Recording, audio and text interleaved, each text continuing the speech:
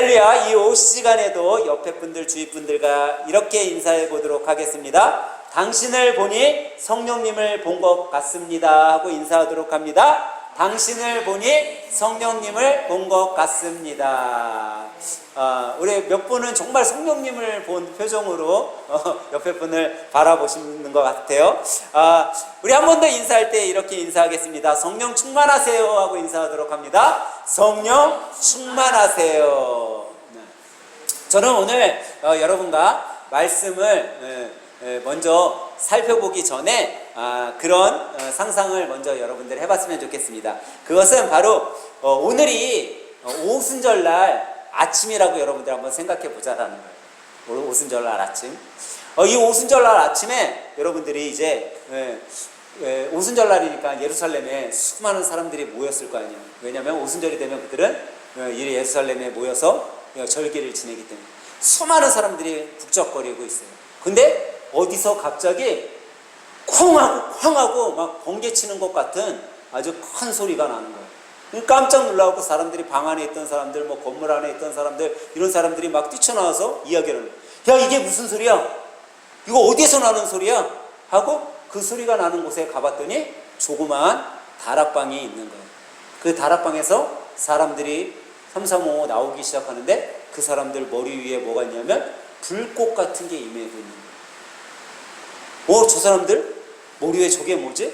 깜짝 놀라서 나오는데 이 사람들이 다락방에서 나오면서 말을 하는데 뭔가를 이야기하는데 로마 사람들이 들으니까 무슨 말로 해요? 로마 말로 하는 거예요.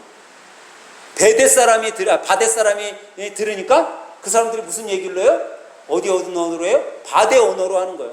아라비아 사람이 들으니까 아라비아 말로 하는 거야. 가만히 보니까 그 사람들 어디에서 온 사람들이에요?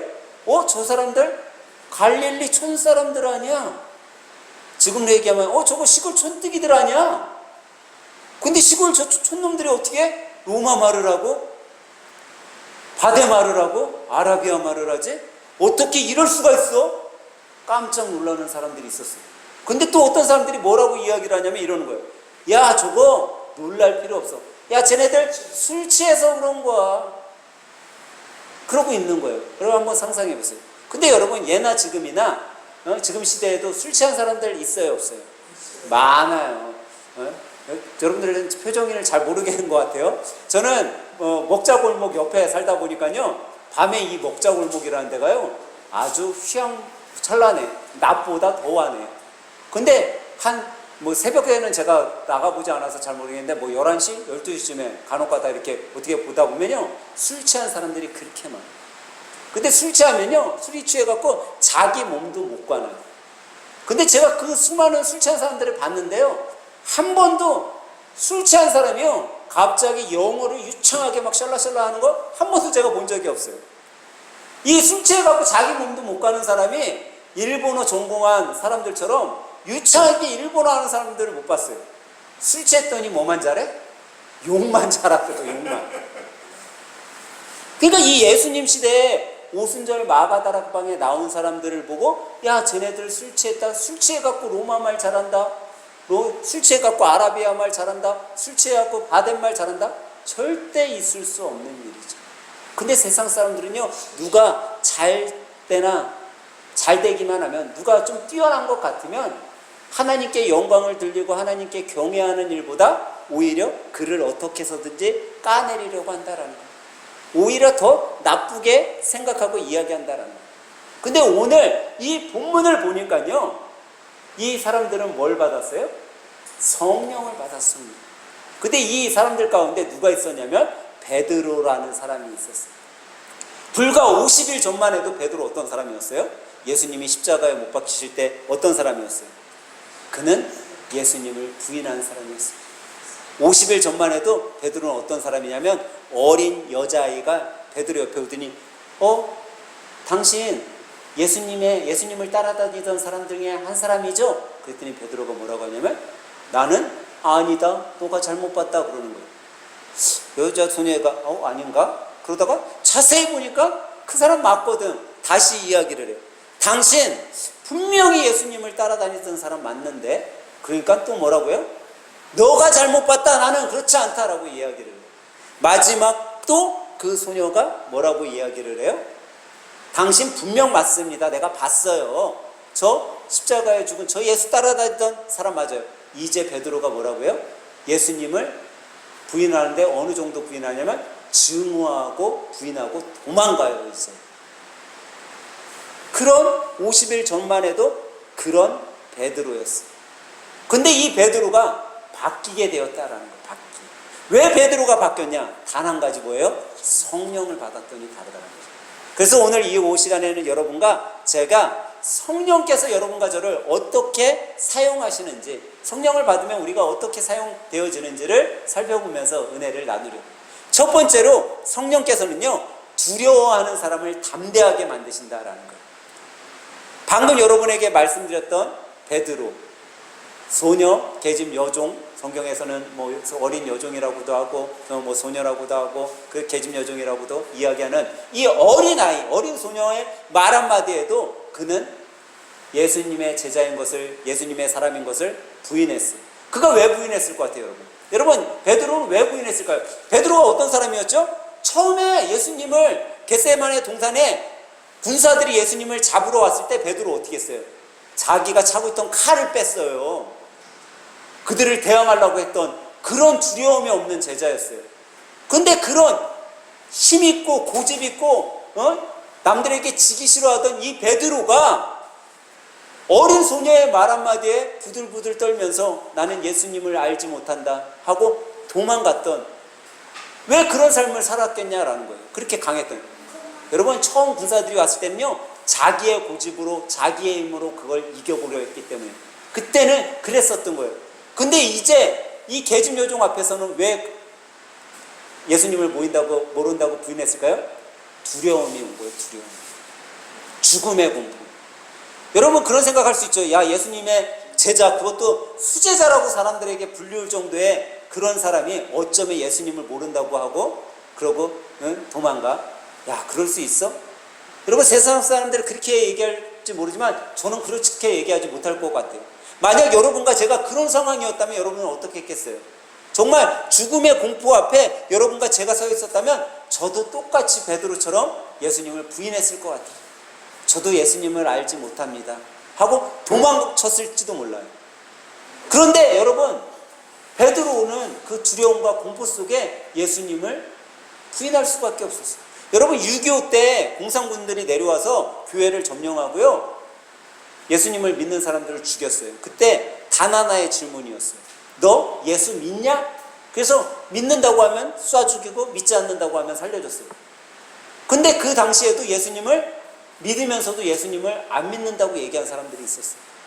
근데 그 사람들을 여러분과 제가 증오할 수 있겠냐라는 거예요. 야, 예수님 믿으면서 어떻게 예수님 안 믿는다고 할 수 있어? 그 사람들이 왜 그랬을까요? 아마 그 마음속에 가족을 살려야 될 가족이 있었을지도 몰라요. 또 죽음의 두려움이 있었을지 몰라요. 그 공포 속에서 예수님을 난 몰라요 라고 부인했을 수도 있을 거예요. 만약에 내 앞에서 정말 너 예수님 믿어? 예수님 믿습니다. 총으로 확 쏴 죽이는데 그 다음에 내 차례예요.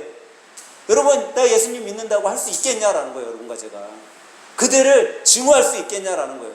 우리는 더하면 더했지, 더한 행동, 더한 말로 예수님을 부인했을지 모르지 우리가 예수님을 믿는다고 그 순교의 죽음을 당할 수 있었다 자신 있게 누가 얘기할 수 있겠냐라는 거죠. 베드로는 그런 상황이었어요. 그런데 이 베드로가, 그랬던 베드로가 지금 어떻게 이야기하고 있냐라는 거예요. 5,000명이나 넘는 사람들을 회개시키는 설교를 하고 있어요. 담대함으로 이야기하고 있어요. 그들이 마가다락방에 왜 모여 있었죠? 죽음이 무서워서 거기에서 문 걸어 잠그고요, 누가 로마 군인이 유대인들이 자기 잡아갈까봐 문을 걸어 잠그고 모여서 그냥 기도했을 뿐이에요. 그것도 조용히, 누가 들을까봐 무서움에 떨며. 근데 그런 사람들이 지금 뭐예요? 문을 박차고 열고 나와서 예수 그리스도를 힘있게 전하고 있는 거예요. 여러분, 어떻게 해서 이 일이 되어졌냐라는 거죠. 사도 바울은요, 디모데후서 1장 7절에 이렇게 말씀하고 있어요. 하나님이 우리에게 주신 것은 두려워하는 마음이 아니요 오직 능력과 사랑과 절제하는 마음입니다. 성령을 받으면요 두려움이 없어지는 거예요. 오직 능력과 사랑과 절제하는 마음이 우리 안에 생기는 거예요. 능력이 생기니까요 담대하게 죽음도 두렵지 않고 예수 그리스도를 전하게 된 거죠. 여러분 베드로 사도는요 성령을 받은 거예요. 성령을 받고 그는 그 두려움이 없어졌어요. 성령을 받으니까 바뀐 거죠. 여러분 우리나라에도 뭐 한경준 목사님, 오카노 목사님, 뭐 지금 뭐 이동원 목사님, 꿈의 교회 김학준 목사님 이런 분들이 설교를 엄청 잘하는 설교의 대가라고 불려요. 근데 미국에 아주 유명한 부흥 강사고 설교자인 무디라는 목사님이 있었어요. 이 무디 설교가. 이 무디는요 어떤 사람이냐면 구두방에서 구두파는 점원이었어요. 근데 그가 어느 날 예수를 믿게 되고 예수님을 경험하게 되고 야 내가 예수님을 전하는 자로 살아가야 되겠다. 근데 이 무디는요 공부를 학식이 없어. 초등교육도 제대로 못 받은 사람이에요. 그러니까는 똑똑하지 못하잖아요. 그러니까 뭐 공부를 해도 잘했으면 설교를 할 때 문법적으로 설교를 하고 좀 서론 본론 결론 이렇게 딱 나눠서 잘 체계적으로 설교를 할 텐데 그런 것들을 하나도 배우질 않았기 때문에 되게 서투를 넣었어요. 말투도 되게 투박했어. 그런데 그가 설교를 하니까 사람들이 어떻게 이야기를 하냐면 야 공부도 안 한 저 무디가 무슨 설교를 하냐. 제 설교하는 거 봐라. 문법도 다 틀리네. 사람들이 막 비웃었어요. 그런데도 이 무디 목사님은 열심히 하나님의 말씀을 전했어요. 그러던 가운데 1871년 시카고에 대화재가 일어났어요. 지금 스페인에서 큰 화재 일어나고 지금 난리잖아요. 근데 1871년에 시카고에 아주 큰 화재가 일어났어요. 근데 그때 그 화재 속에 사람들이 죽어가고 그런 것들을 보고선 이 무디 목사님은요 사역 속에 점점점 무기력함을 느끼고 나는 이제 더 이상 예수님을 전할 능력이 없다라고 막 포기하려고 했어요. 그가 이제 어떻게 보면 우리도 신앙생활 하다 보면 슬럼프 때가 있잖아요. 이 슬럼프 기간이 있는데 그때 무슨 일이 있었냐면 교회에서 이름도 알려지지 않은 2명의 여성이 이 목사님을 위해 기도하기 시작했어요. 그 2분의 여성 성도가 뭐라고 기도하냐면 이렇게 기도해요. 하나님 우리 무디 목사님에게 성령의 능력을 부어주세요. 우리 목사님에게 성령을 부어주세요. 기도했어요. 근데 그 기도가 있는 가운데 무디 목사님이 뉴욕 거리를 거닐고 있다가 순간 성령이 이 무디 목사님에게 확 들어온 거예요. 성령 체험을 하게 됐어요. 완전 침체에 빠져서 내가 이제 사역을 해야 되냐 말아야 되냐 하고 있던 이 무디 목사님이 성령의 체험을 딱 하는 순간 다시 힘이 솟는 거예요. 자기가 문법적으로 잘 전하든 못 전하든 그게 중요치 않은 걸 깨달았어요. 그리고 이제 무디 목사님이 다시 하나님의 말씀을 길에 나가서 외치기 시작해요. 이 무디 목사님의 설교를 듣고 사람들이 회심을 해요. 삶이 변화돼요. 이 무디 목사님이 나중에 이런 얘기를 해요. 자기는 성령 체험을 하고 이런 기도를 했다라고 이래요. 어떤 기도를 했냐면 하나님 저는 성령을 체험하고 너무나 기쁨과 하나님의 사랑이 큼을 경험하게 됐어요. 근데 주님 더 이상 그 기쁨과 사랑이 너무 커서 견딜 수가 없습니다. 주님 저에게 성령을 조금만 거두어 주세요 라고 기도를 했대요. 이 성령이 얼마나 너무 뜨거운지 조금만 좀 거두어 주세요. 하나님 나 이 성령이 너무 뜨거워서 못 견디겠어요. 한 반만 거두어 주시면 제가 더 열심히 할 수 있겠어요 라고 기도를 했대요. 여러분 우리도 이런 기도를 할 수 있는 자가 돼야 되는 거예요. 하나님 진짜 나에게 성령 주신 거에 한 10분의 1만 제가 갖고 있어도 제가 성령 가운데 사역할 수 있으니까 한 10분의 9는 걷어가 주셔도 괜찮아요. 이런 기도를 할 수 있다면 얼마나 복된 삶이겠어요. 그래 여러분 베드로가 두려움 가운데 있던 자가 이제 문을 열고 나와서 예수님을 목숨을 걸고 외쳤던 것. 이 베드로 뭐 하는 사람이었어요? 어부였어요. 당시 사람들에게 하찮은 일이었어요. 무디 목사님 구두방에서 구두 파는 셀즈맨 같은 사람들이었던 거예요. 근데 이 사람들 두 사람의 공통점은 하나예요. 못 배운 게 공통점이 아니라 이 두 사람의 공통점은 성령을 받으니 그의 인생이 그의 삶이 그의 모든 것들이 변화됐다라는 거예요.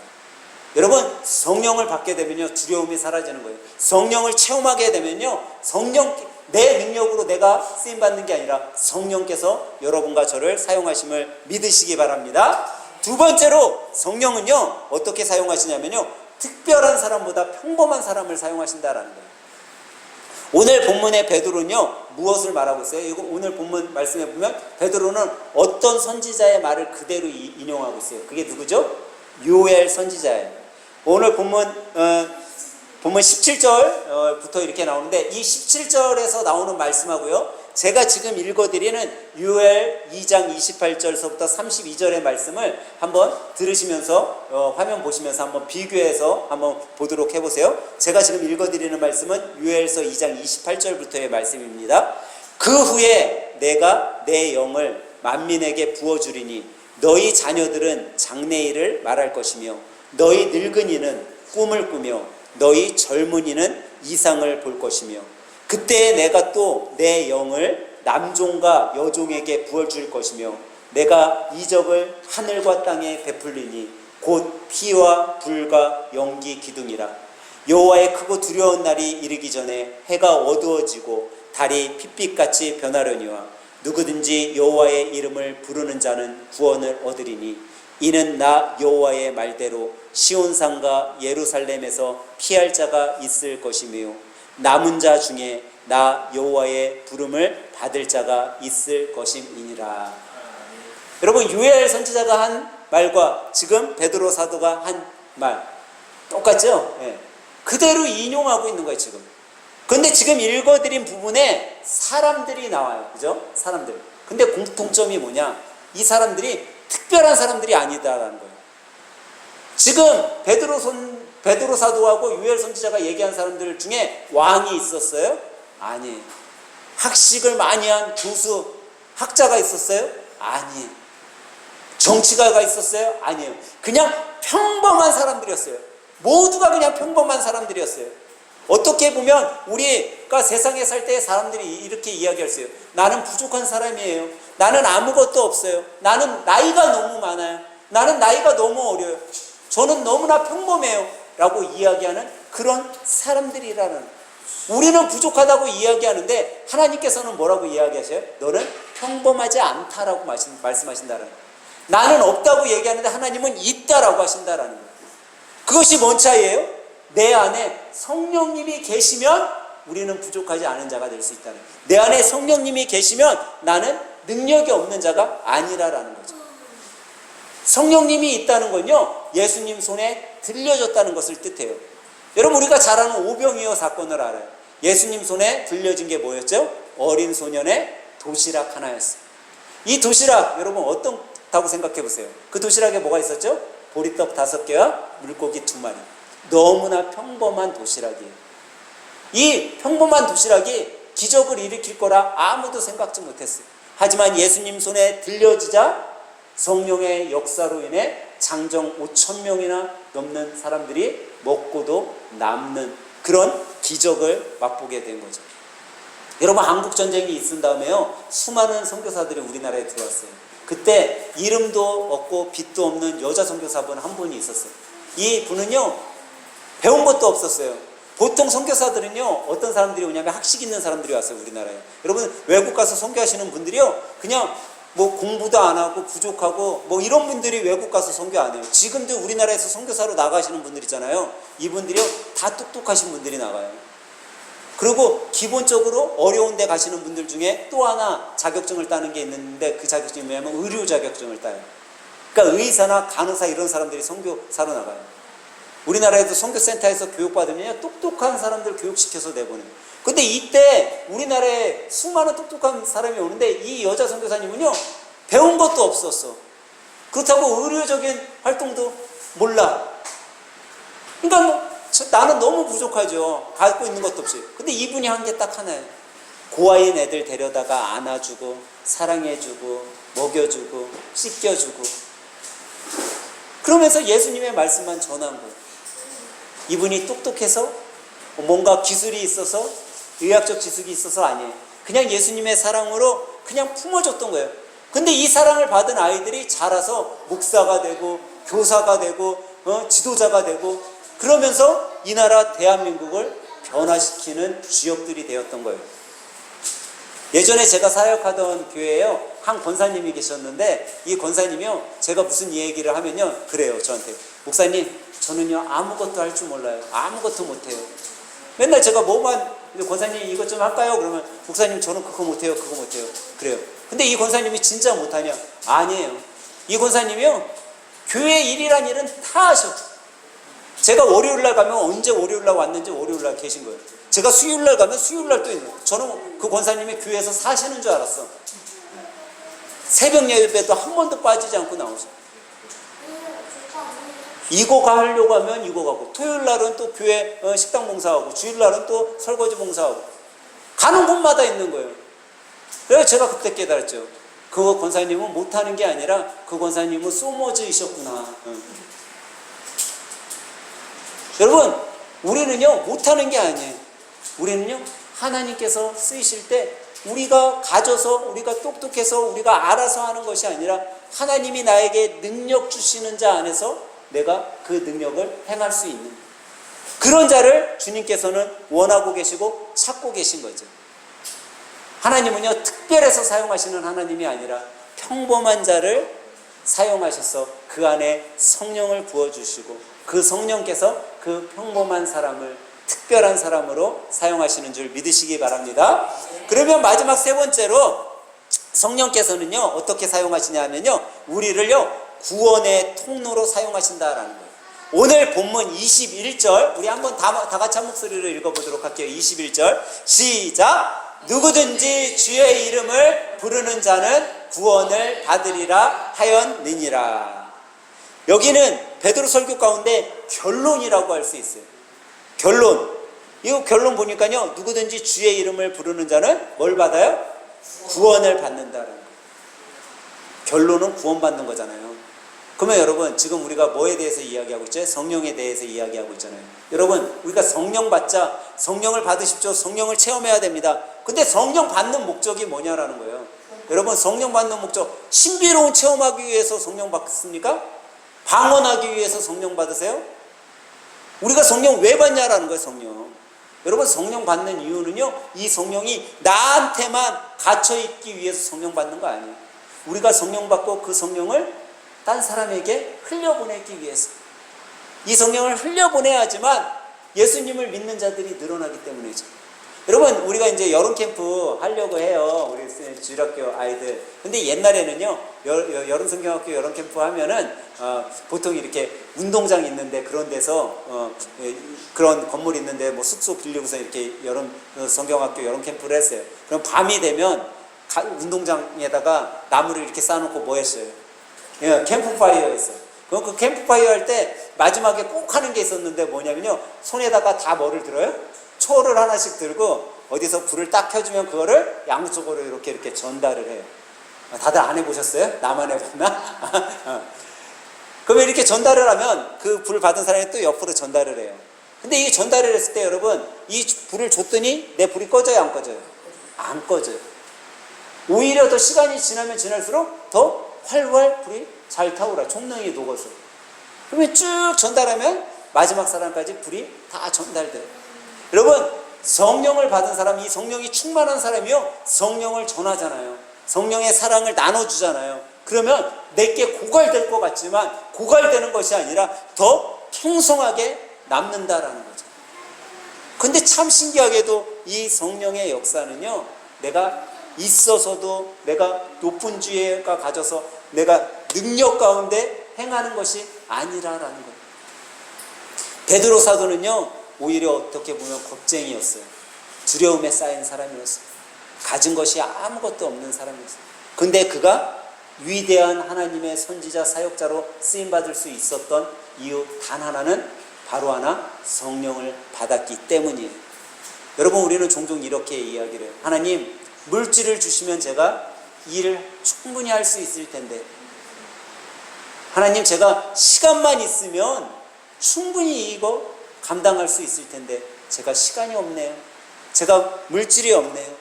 여러분, 하나님이 우리에게 필요하다고 원하시는 것은요, 물질이 아니에요. 돈이 아니에요. 어떤 환경이 아니에요. 어떤 학벌이 아니에요. 좋은 직장이 아니에요. 하나님께서 여러분과 저에게 원하시고 바라시는 것은 성령 충만함이에요.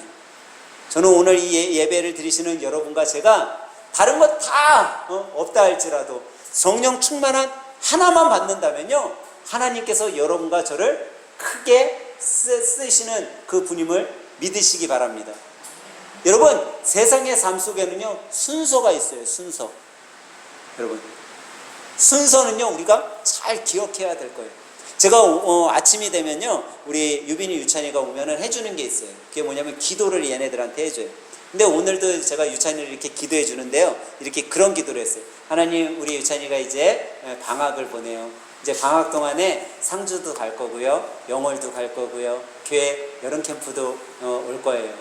그때 아프지 않고 건강하게 해주세요 하고서 기도를 끝냈어요. 근데 끝내자마자 우리 유찬이가 저한테 뭐라고 하는지 아세요? 목사님, 상주를 먼저 가는 게 아니라요 영월을 먼저 가요. 그러니까 자기가 들었을 때는 목사가 기도해 주는데 상주를 먼저 얘기했잖아. 상주도 가고요, 영월도 가고요, 교회 캠프. 아닌데 영월을 먼저 가고 교회 캠프를 하고 뭐 상주를 가나? 자기의 순서와 계획이 있는데 내가 얘기한 게 순서가 다르거든. 여러분, 사람에게도요 순서가 있어요. 계획이 있어요. 여러분과 저에게 그 계획과 순서가 주님의 계획과 순서에 맞춰져야 된다라는 거예요. 하나님 순서에 맞춰져야 된다는 거예요. 여러분, 능력이 먼저가 아니에요. 여러분, 물질이 먼저가 아니라 우리에게 먼저 되어져야 될 것은요 성령 충만함이라는 거예요. 성령 충만함을 받기 위해 우리가 먼저 주님 앞에 기다리고 매달려야 된다는 거죠.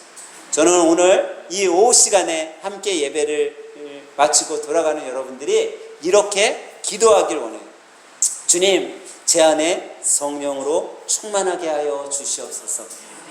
베드로의 담대함을 저에게도 허락하여 주시고 한 영혼 한 사람을 구원으로 이끄는 구원의 통로가 되게 하여 주시옵소서. 우리가 이 기도를 우리 삶 가운데 주님 앞에 올려드릴 때 하나님께서는 그 기도를 들으시고 우리 하늘샘 가족 여러분 한 사람 한 사람을 성령 충만한 사람으로, 또 성령 충만함 속에 하나님의 귀한 도구로 사용하여 주실 줄 믿습니다. 이 믿음을 갖고 이번 한 주도 또 오늘 하루도 살아가시는 여러분과 저가 되길 간절히 소망합니다.